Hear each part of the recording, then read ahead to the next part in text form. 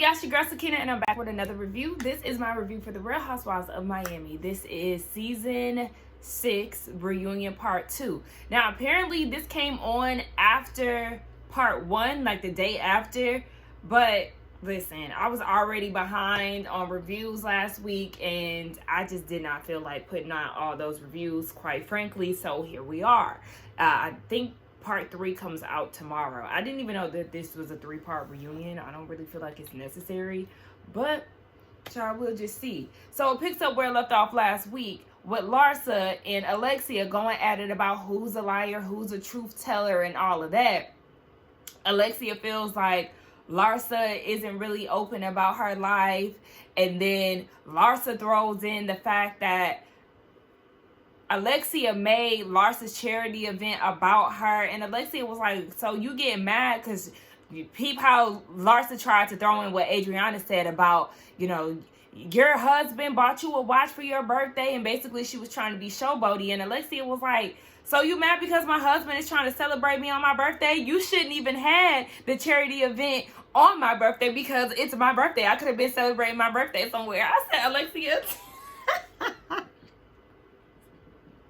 Alexia had me cracking up when she said that. So she got to cancel her charity event because it's your birthday. Girl, stop. But these type of arguments really make me laugh more than anything. So they eventually break up the fight, but Alexia still said what she said. Honey, at the end of the day, the conversation was had, and you definitely said that you would call the press if you were a bad friend. She came in saying what she said. She left out saying what she said. So the ladies get back on stage, and Lisa was telling them how she got a deal offer for sex toys. And she said that actually Kiki would be good for the deal. You know, since she likes them so much, you just hold one to your face and they give you $10K. And Kiki was like, perfect. Hell, I got one in my nightstand. And, you know, sometimes I'm not aware. My daughter might go in there and she think it's a toy. I might walk out the room one day and it's one in the corner. You know, my mom think it's a toy too. And like, only Kiki. So Andy wanted to know if her mom watches the show, and she said she does, but she really doesn't know what's going on because she doesn't speak that much English. Okay, good, because the crazy stuff that you be saying on the show, your mother would be clutching her pearls. They start on Lisa and the whole Lenny divorce situation. It's being drawn out. She said the situation has gotten worse. He's trying to sue her for frivolous things like silverware and plants, and it's just a lot. As far as the house, she's actually staying in a condo that's $32K. $32,000 a month. That's crazy. But she said that she has to be in the same proximity for the children's sake, I believe. So she had to stay on Star Island. So Jody, her boyfriend, is helping her out with that. Who, by the way, is no longer called Uncle Jody. The kids know now that she is dating him. Logan knew the entire time. So, yeah, like I said, the kids know. And also calling that man Uncle Jody, knowing that you sleeping with him and having romantic relations. He should never been called Uncle Jody to begin with. But whatever. He's helping with that, which is good. So she said they got to stay there as long as the house is being built. And she doesn't even know when that's going to start, but he legally has to build the house. So it is going to happen eventually. Jody can stay there as her boyfriend, but once they get married, then he can't. The kids also own that house, so it isn't Lisa's house. But, you know, I feel like, okay, that's not bad. You know, the kids have something of their own. So I actually like that deal. But Lenny is just being an a-hole with the whole situation. There's cops being called, and when they went to Mykonos, Lisa and Jody, remember her mom and her aunt were staying to watch the kids. His mistress was walking around the house with lingerie and all of that. So then the cops got called and all this crazy stuff, just out of order. So then they talk about the Palm Beach trip and how the ladies ambushed her at the dinner. Lisa's feelings about that is she wished that the ladies would have came to her individually because it did feel like an ambush. And there was just so much going on, she really couldn't take it. And so Gertie was trying to explain to her that, you know, she's very defensive, and Alexia was trying to explain that too. You know, you are very defensive. We weren't trying to come at you any kind of way. And Lisa said that she was fighting the battle of her life. And Alexia was like, she's fighting for her life. Like, what are you talking about? Pointing at Gertie. And Gertie said, yes, my situation is definitely life or death. And Kiki chimed in and was like, you're fighting over materialistic things. She's fighting an illness. So, it feels like another pylon. Now, in all fairness, because Lisa said that, yes, it's not about finances. She was fighting for her kids. In all fairness, I feel like Alexia should not have brought up Gertie's situation, because we do know that she's definitely fighting the battle of her life. When you compare the two, of course, life is always going to be more of a battle than material financial things, right? But they're both still battles nonetheless. So I feel Lisa, in the sense of, y'all are trying to diminish what I'm going through, but I also feel like it is a bit tone deaf to say I'm fighting the battle of my life to someone who's literally sitting across from you with a shaved head, with a scar, recovering from cancer. I get both sides, but I do feel like Alexia should have just left Gertie out of it in that sense, because it does start to seem like a pile on and a one-up type of situation. Gertie's cancer situation is always going to cancel out anything else when you come down to battles. But it still does not negate the fact that Lisa was going through something difficult.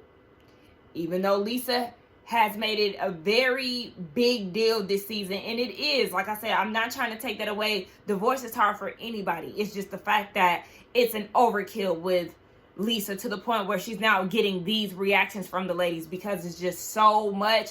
Lenny, divorce, I gotta move, all of this is just, it's a pile on the ladies. And now you're starting to get this rejection from them because they're so tired of hearing it. But like I said, I see both sides, but at the same time, Alexia, you should not have brought that up, because it does seem like y'all are trying to dismiss what she said, because we are going to say that cancer definitely trumps Lisa's situation, but it still was a battle nonetheless. Lisa is literally trying to figure life out, because she really doesn't have much of her own, unfortunately. But I could also see it on the lady side, being that she is with yet another man who has wealth and, is offering to take care of her. They've been talking about moving in and things like that. So it's like, you're not down that bad because you moved on with another man and y'all have already started planning y'all's future together. So you're not down that bad. I see both sides. Gertie is so tired of Lisa, it's not even funny. She told her that she was insufferable this season, and everybody called it out. So then Dr. Nicole had to bring to Lisa's attention basically how dismissive she was of Gertie and her situation throughout the season. So she pointed out the fact that when they went to Marisol's event, Lisa made a comment like, oh, I sure know how to clear a room, after Gertie made the statement of her finding out that she had to get another surgery. Girl, it wasn't about you. They cleared out because Gertie is going through something and they were trying to walk her out in support, but you made that situation about you. You also came in being a damn gray cloud. So then she gave another example of when they were on a gondola ride in Mexico City, how Gertie is literally vomiting and everybody's trying to come to her aid. Meanwhile, Lisa is looking for her lipstick. Lisa claims that she was looking for everybody's things and she actually found something that Gertie was looking for.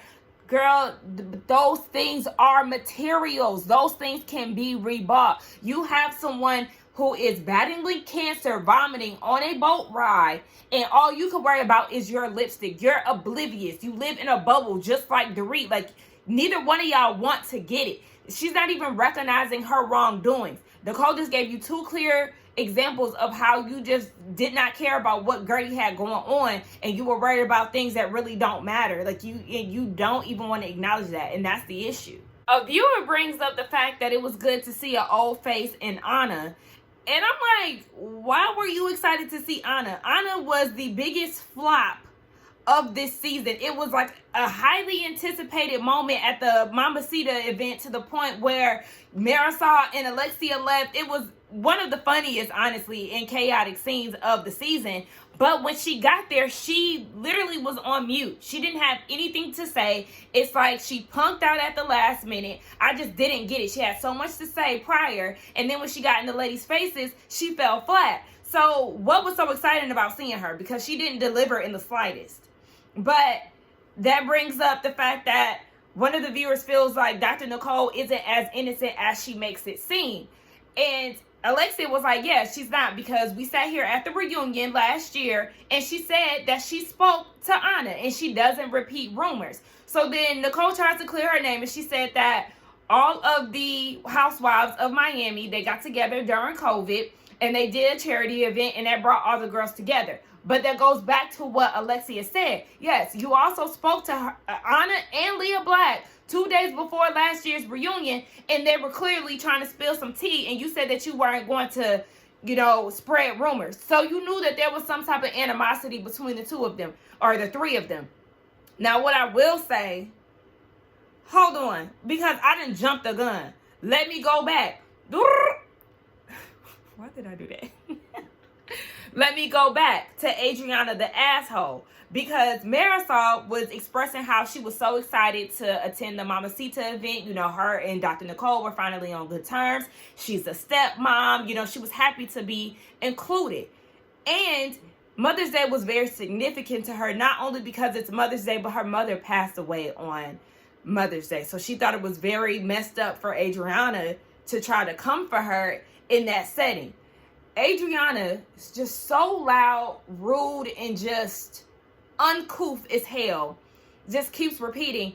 But it wasn't actually on Mother's Day. It wasn't actually on Mother's Day. It may not have been exactly on Mother's Day, but you knew that her mother passed away on Mother's Day. And you already knew what kind of impact that day had on her. It was a Mother's Day event. It didn't have to fall on Mother's Day. Mother's Day still is significant. That name is significant to her. So for you to do that, and try to aim at Marisol and then be dismissive in a moment of her trying to explain how you knew how that day would affect her, she was out of order. And this is the reason why I can never be 100% fully on board with Adriana, because at the end of the day, she is a major asshole. She is. Some of the stuff that she says out of her mouth is just so unhinged, so uncalled for, so ridiculous. And the way Marisol is not my favorite person, but the way that she went after Marisol in this scene here, it was crazy. I hated every moment of it. Girl, you're so out of order and you're so whack for that. But even Andy was getting frustrated with her. Like, girl, we heard you say that like 1,000 times. We get it. It wasn't on Mother's Day, but you still know what that day meant for her. Damn asshole. So, yeah, going back, they feel like the bros feel like Dr. Nicole has something to do with it. Now, I personally feel like Dr. Nicole did not know what Adriana was up to, but I do feel like she knew damn well that bringing Anna would cause some chaos, because you cannot convince me that Dr. Nicole just thought that the girls were all friendly. Not if they were telling you rumors and stuff. There's no way that you can think that Anna was going to come in and be friendly with Marisol and Alexia. You know that a moment was going to come out. So that's the reason why I feel like she's not squeaky clean in this, but I do feel like she didn't know what Adriana's intent was. I meant intent. I think I said intent. Dr. Nicole feels like Alexia has a hard on for her. It's been 3 years and she always coming for her. So, she's just like, girl, please go jack off somewhere and release, because you too hard on me. Out of all the girls, Dr. Nicole feels like she can't trust Marisol the most, because when it comes down to it, after the Mamacita brunch, they hung out and they had a good time. They got drinks together and then they end up going to Lisa's house afterwards. So everybody was hanging out, only for Marisol to turn around and not invite her to her next event and try to hurt Nicole's feelings. So it's like, yeah, you can hang with me after my event and then try to do me dirty the next event and not invite me. Now all of a sudden you got an issue with me. Like, where did that come from? So then Adriana wants to take the opportunity to apologize to Nicole, because she was the face of the issue, and the whole time Adriana is the one who orchestrated that. That's what Julia wanted you to do during the scene. During filming, that's what you should have done. I don't understand why she waited until the reunion to do so, because remember, even in her confessional, she was like, whoops, like, Nicole is getting all the heat, but hey, I mean, they ain't worried about me. No, you should have owned that shit right then and there. Instead, you waited until the Miami Fashion Week situation to admit your wrongdoings when you should have just stood 10 toes down on your intent when you got confronted. But anyway, she apologized to Dr. Nicole and offered her a rose. Adriana has been doing a lot of stunts this reunion, and it's actually tiring. Like, girl, every time she get up to go grab something, I'm like, what? You done recited 2 poems and got a rose. Girl, enough. She then apologizes to Alexia because she was shady, bringing Anna and all of that she wanted to give. Alexia tasted her own medicine because she brought up Lisa's finances, so Adriana wanted to bring up hers, and she said it was shady nonetheless, so she apologized. Adriana, whatever. And I was actually with Marisol, because as soon as she started apologizing to Alexia, I said, okay, so are you going to apologize to Marisol next? And she didn't have one lined up. She should apologize to Marisol, especially for her being an asshole just moments before about her mom. They touch on Julia and Lisa's beef at the Mamacita's event too, because remember, Julia has said that she's not sure she would have left her kids in the midst of police being called and all of that in order to attend Martina's event. So that came about at the Mamacita's event. It made it seem as if Julia was implying that Lisa was a bad mother. So Julia's like, no, I actually wasn't trying to imply that, but she actually seen the clip and watched it a week before, and that's when Julia realized that Lisa tried to come back at her and was like, you got 3 baby daddies, and I don't judge you for that. So Julia ended up making a post about it on Instagram, and Lisa felt some type of way about it because they are close in friendship and they go out together and all of that. Lisa would have liked her to just come to her as a person and not take it to social media. So Andy is like, Julia, could you at least apologize to her? You said the intent was never to hurt her. And Julia was like, yeah, no, not at this moment, because the intent was not to hurt her, but she just couldn't apologize. Listen, one thing about Julia that I do appreciate, if she's not sorry, she's not going to apologize. And that's how everybody should be, honestly, because I mean, it's just better that way. You don't want to lie and give a fake apology and you still got pressure and everything else. So it's like, yeah, don't apologize if you ain't sorry. Did y'all hear Julia say too that Lisa was trying to be the victim this whole season? Turned out she was the villain. Larsa was a villain too, both of them. L and L, they was both taking L's. They touch on Dr. Nicole and, you know, the passing of her father and how before he passed, he wanted to extended family and how she found out about 2 siblings that she didn't know about. So she said that before he died, he did know that she was pregnant with a girl, and he was very excited about that. And when he passed away suddenly, you know, she met his girlfriend beforehand, and they found out that he was actually paying for the girlfriend's house and car. And so the girlfriend was looking at them to pay for her life. And Nicole was like, yeah, no, we're not doing that. The dad didn't have a will or anything like that. And anything left of his estate is going to the older siblings that she is aware of. As far as the younger 2 that he spoke of, they don't know the moms or anything. So she never got to meet her younger siblings. And, you know, she was very emotional about that. Rightfully so. You know, she's pregnant and her dad passed. So it is like the circle of life.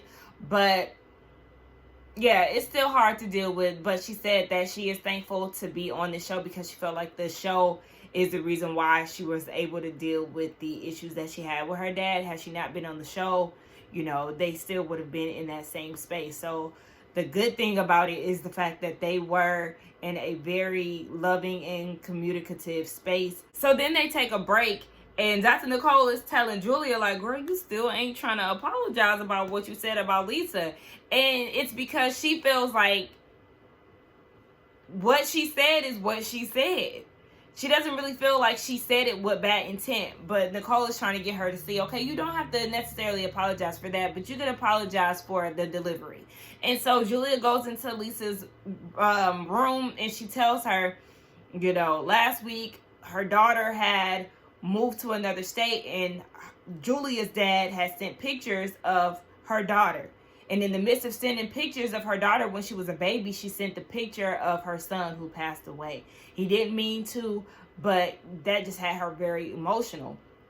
And then she goes and watches that scene where Lisa is saying that she has 3 baby dads. And that's when she wrote the post. She wasn't in a good space. You know, Julia got very emotional about it, and she apologized for her delivery. So she still stood on business, okay? She said what she said, but she did apologize about the delivery. And she reiterated that she thinks that Lisa is a good mother and she takes care of her children and all those things. So the bros was in their room, and Alexia was like, yeah, she's not apologizing, you know? And that's one thing that I like about her, because I'm the same way. If I don't feel sorry about it, I'm not apologizing. I actually really enjoyed Alexia this season. I did. And if she keeps up at this rate, then I could say I full on like her. I really liked her this season. Hey, she was an asshole last season, but this one, she took a look in the mirror, and I liked her. Anyway, did y'all peep when Julia went in to hug Lisa? Lisa tried to like get Julia off, and Julia still was hugging on her. So then we get into Gertie and her battle with cancer throughout the season. Child, I already done cried when they went back and showed the montage of her journey with that. She did say that she saved 300 lives, and she counted, and that's amazing. And Larsa, you know, of all people, was like, you should tell the story about, you know, African American women and how we're 42%. We lose our lives, like, what, 40% more than any other woman, that due to lack of resources and you know, finding out late and things of that sort. She found out at stage 1, so that was a blessing. And you know, she's currently in remission, which is amazing. She said she gets checked every 6 months, and she has a battle scar there that she wears proudly. And she said that once the cameras went down after her first chemo, which was aired on the show, she went into shock. And she has her vein, I think she said her vein was burned or something along those lines. So she said she was very numb, but you know, it's a battle. And she said that Russell was there by her side, and he's still the same person that she met when she was 17 years old, and they're 46 at this point. Well, she's 46. And you know, the kids, she had to be there for them because they're totally different people. She got one that acts like her and then another that acts like Russell. So she had to let him know, hey, I'm gonna be okay. And she is okay, and that's great. She went through a lot. She really went through a lot, and it was very emotional.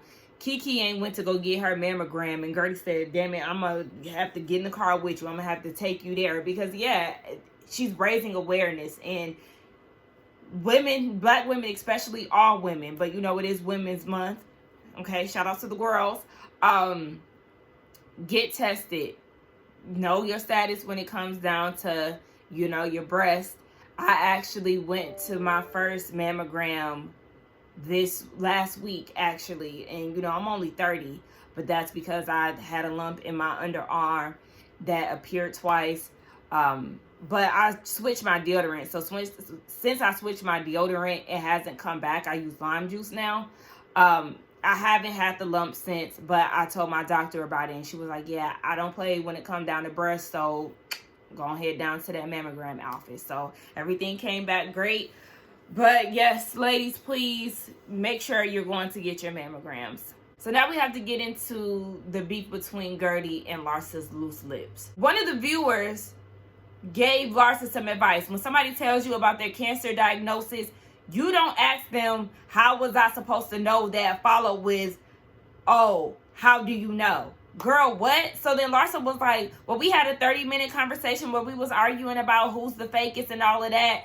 And then, you know, Gertie said what she said. And Gertie was like, girl, are you really kidding me? Like, at the end of the day, we arguing about who's the fakest versus cancer. Like, come on. Cancer is going to top that, period. And that's what I'm saying. When it comes down to Larsa, things just don't register to her. Like, she says that, and then you say, don't put that on me.